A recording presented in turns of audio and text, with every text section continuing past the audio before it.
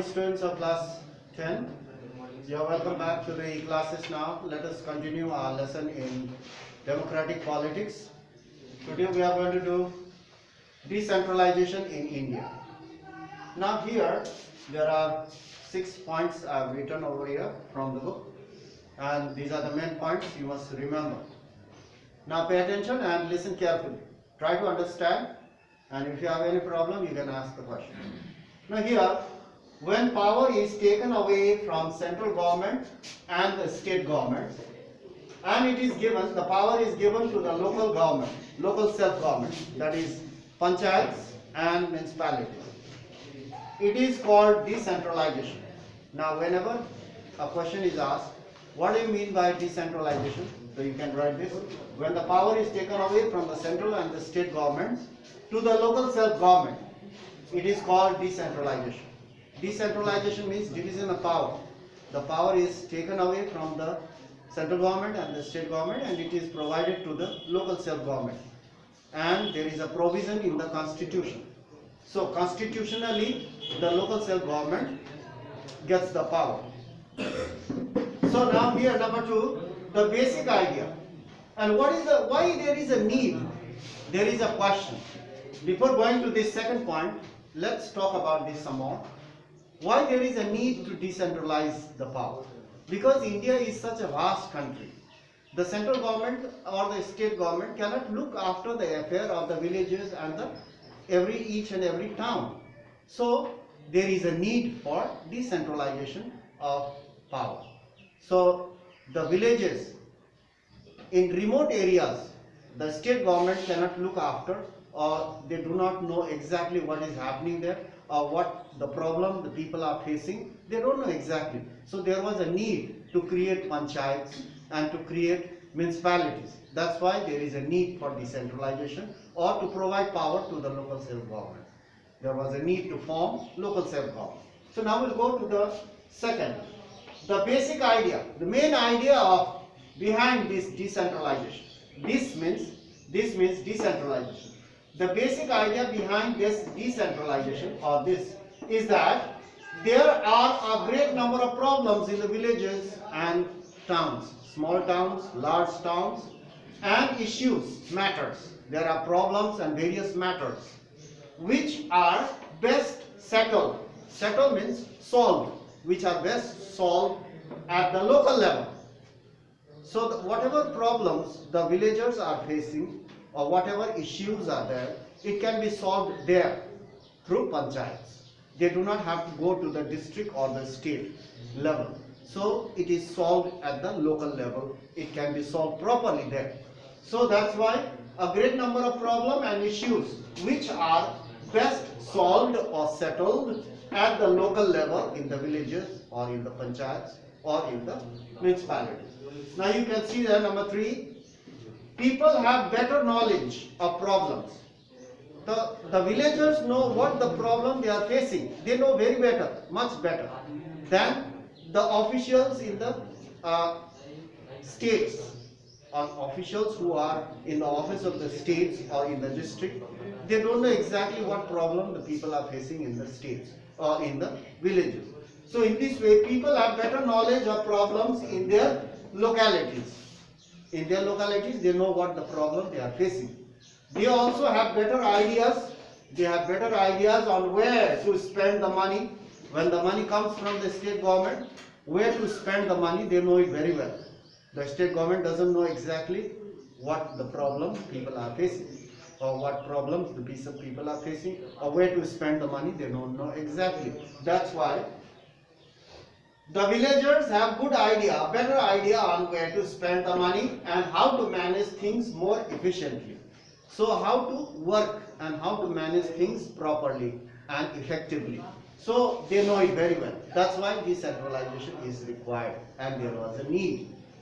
Besides, number 4, not only that, besides means even after this, besides it will give an opportunity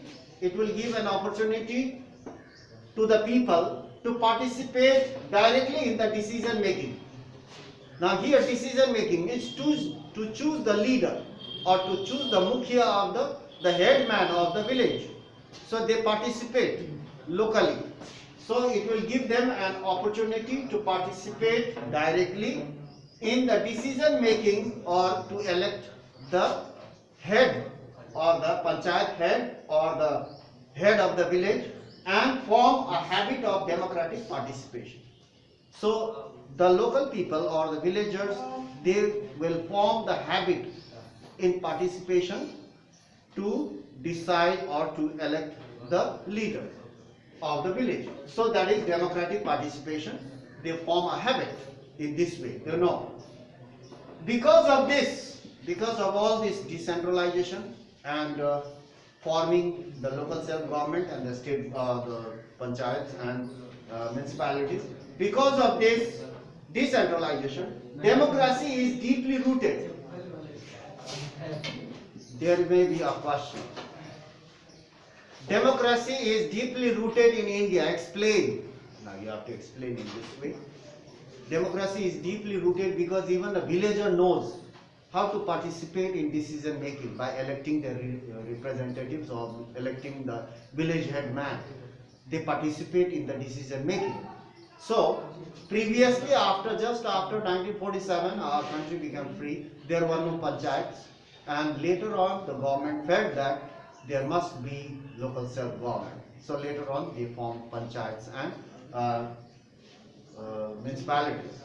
So because of this, all this decentralization and about the issues and problems that can be solved at the village level more effectively, because of all these qualities, democracy is deeply rooted in India.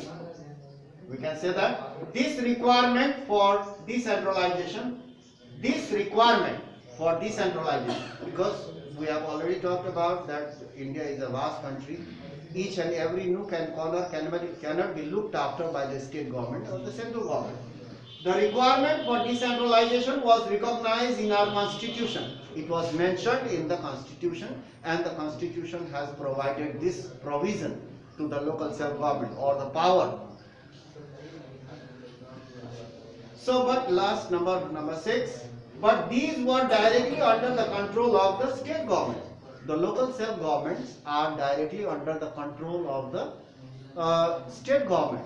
Sometimes the state government, they do not send the money exactly what they need, or they have very little interest to solve the problem of the villagers, and sometimes the elections are not held regularly.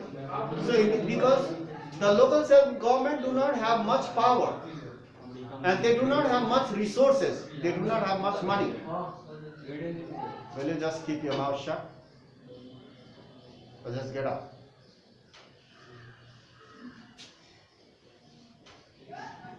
But these were directly under the control of the state government. The local self-government are directly under the control of the state government. So that means they have to depend for everything on the state government. First of all, they do not have resources, they do not have much money, and they have to wait for the money to the state government. If the state government doesn't send the money, then the problem remains there, or they cannot decide everything on their own. So in this way, thus there is very less decentralization in effective terms. In the paper or in the constitution, everything is mentioned and everything is managed properly. But in reality, this decentralization is quite not that effective in terms, because the local self-government depends on the state government.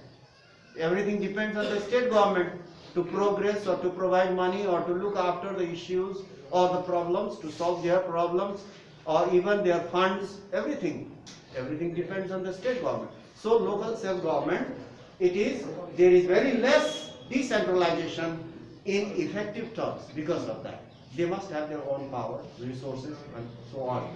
But since it is a village or a panchayat or the towns, they have very little funds. So they have to depend everything on the state government. So decentralization is quite ineffective in terms here. So now this was for today. We'll continue. There are more are there to be continued about decentralization There are certain points, more points are there, we will learn in our next class. So that's all for today. Keep remembering that and go through the book as well at home so that it will become quite clear. So that's all for today. Thank you for your attendance and for your attention. Thank you, sir.